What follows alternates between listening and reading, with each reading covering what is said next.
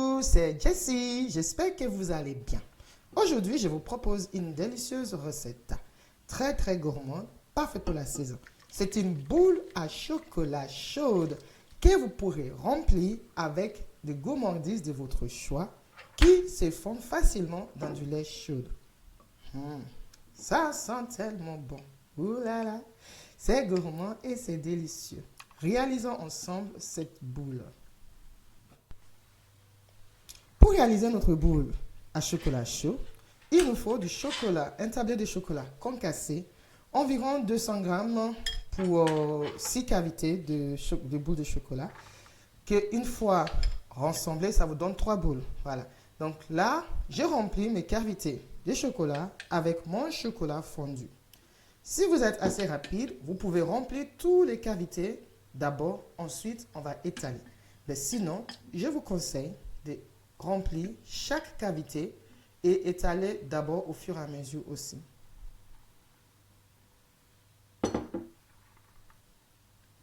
Pour étaler efficacement, il vaut mieux aller avec beaucoup de délicatesse. On ne va pas étaler comme si on étalait notre beurre sur nos délicieuses pains pour des petits déjeuners. Non, non. On va étaler doucement avec beaucoup de délicatesse. Donc là, j'ai rempli mes 6 cavités. J'ai étalé délicatement. Je recouvre des endroits où ils ont manqué. Donc, n'hésitez pas à vérifier un petit peu dans la lumière parfois. Donc là, je tapote un peu pour que le chocolat s'étale un peu plus partout comme il faut. Direction frigo. Donc là, on va repasser encore une deuxième couche. Comme ça, on est sûr que nos cavités, ils sont bien couverts comme il faut. Ça serait dommage de voir que quand ils seront démoulés, il y a des trous. Ça ne va pas le faire. Là, j'utilise un pinceau. Si vous n'avez pas de pinceau, vous pouvez réutiliser encore votre cuillère, votre petite cuillère, encore une fois avec beaucoup de délicatesse. Les chocolats, on les traite avec beaucoup de délicatesse. Donc, je vérifie, c'est tout OK. Direction frigo encore. Il faut peut-être une quinzaine ou une vingtaine de minutes maximum au frigo entre chaque couche de chocolat. Moi, j'en ai mis que 2 fois et c'est largement suffisant. De retour du frigo, à partir de ce moment, c'est le moment que je préfère. Parce que là, des choses sérieuses commencent. Ah ouais, je suis une gourmande. Donc là, je démoule délicatement. Vous avez vu comment j'ai démoulé. J'ai appuyé en bas de mes moules et je les fais pousser à l'extérieur. Comme ça, tout en bas, ça démoule d'abord. Il ne faut pas chercher à démouler les extrémités. Non, ça c'est des erreurs. Il faut pousser tout en bas d'abord. Et normalement, l'extrémité se décolle toute seule. On va tout démouler.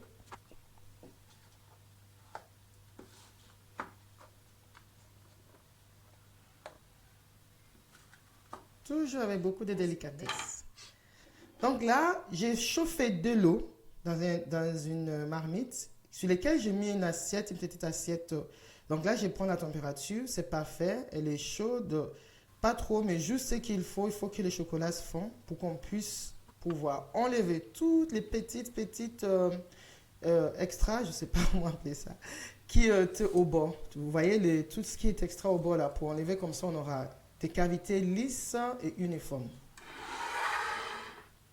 Pour que quand on les collera ensemble, ils vont pouvoir se coller ensemble. Après, il y en a qui utilisent j'ai oublié le mot, pour racler un peu, pour enlever l'excédent. Mais moi, parfois, je fais comme ça et ça marche aussi. Donc là, maintenant, je vais remplir les cavités avec de poudre de cacao. Vous pouvez mettre votre poudre de cacao préférée. Attention de ne pas trop en mettre parce que n'oublions pas que notre boule, elle est déjà tout chocolat. Donc, on met juste ce qu'il faut. Normalement, même juste une petite cuillère à café est suffisant. Là, moi, j'ai mis des marshmallows. Vous pouvez mettre des marshmallows, de caramel, des petits biscuits concassés type Oreo. En tout cas, toutes les gourmandises de votre choix que vous aimez bien, qui peuvent se fondre dans les chocolats ou pas. Par exemple, si vous voulez boire un bon chocolat chaud avec des Oreos qui croustillent dans la bouche, c'est bien aussi. Ah oui, c'est parfait. Donc là, je vais coller mes boules ensemble. C'est très délicat, ce moment, donc faites attention de ne pas appuyer fort votre chocolat. Je suis désolée que les cadrages ne montrent pas, mais c'était ma grande qui m'aidait à filmer, donc je pense qu'elle n'avait pas vu. Sinon, habituellement, elle me dit, maman, avance ta main. Donc, je suis désolée. Mais après, j'ai juste collé les boules et j'ai lissé tout autour un petit peu pour que ça se colle bien. Donc là, les trois, ils sont collés. Maintenant, on va décorer. Je place ces papiers absorbants pour éviter que mes boules roulent. Qui fouillent, j'ai pas envie de les courir derrière. Ah, je blague beaucoup, hein, je suis désolée. Donc là, j'ai mis des chocolats, non, juste des chocolats aussi que j'ai fait fondre, que j'ai rempli. Des petites poches à pâtisserie. Si vous n'avez pas des petites poches, vous pouvez aussi faire avec une poche à pâtisserie normale après. Nous, ici, on est dans le royaume de tous les délices. On a de plusieurs tailles de certaines choses parce que c'est plus pratique. Sinon, vous utilisez une poche à pâtisserie normale. Ou si vous savez faire des cônes à pâtissier, ben vous en faites un et voilà. Donc là, j'ai mis des chocolats, des fines lignes de chocolat pour décorer. Je vais mettre ce qu'on appelle des sprinkles, c'est de petites perles de sucre. C'est juste pour apporter un petit peu d'esthétique. Car la gomme, on dit, se passe d'abord par les yeux avant d'arriver dans la bouche.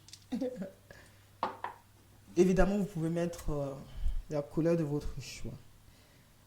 Donc là, toujours, on essaye d'abord pour voir est-ce que ça coule bien parce que ces petites décos, souvent, si le bout de ta poche à pâtisserie est bouché, c'est chaud, quoi.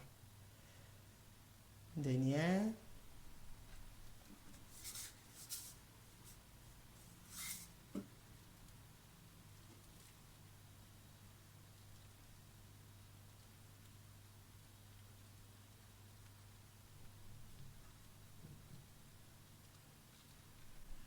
On voit bien.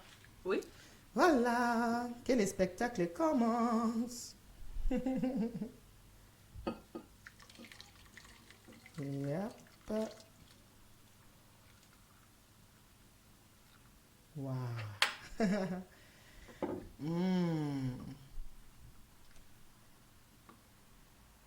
Ça sent bon pas ici. Donc voilà, notre chocolat chaud est prêt. C'est très ludique et c'est très très bon. Au plaisir de vous retrouver dans d'autres vidéos. Au revoir.